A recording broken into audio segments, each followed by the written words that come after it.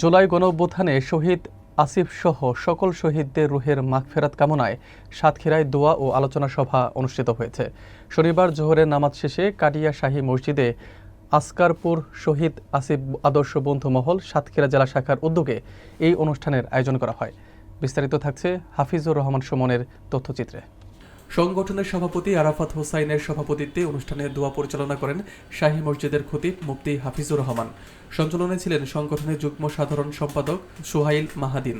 কোরআন তেলাওয়াত করেন হাফিজ আব্দুর রকিব এবং নাতে রাসূল সাল্লাল্লাহু আলাইহি ওয়াসাল্লাম পরিবেশন করেন হাফিজ তামিম ইকবাল। আলোচনা পর্বে বক্তব্য রাখেন শহীদ আসিফের ছোট ভাই রাকিবুল হাসান সহ অনেকে। বক্তারা শহীদদের আত্মত্যাগ স্মরণ করে বলেন, তাদের ত্যাগকে মর্যাদা দিতে হলে সমাজে ন্যায় ও সত্য প্রতিষ্ঠা করতে হবে।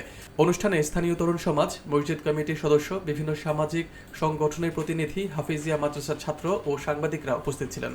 সবার মধ্যে শহীদদের স্মৃতি রক্ষায় দেশব্যাপী সচেতনতা গড়ে তোলার অঙ্গীকার ব্যক্ত করা হয়।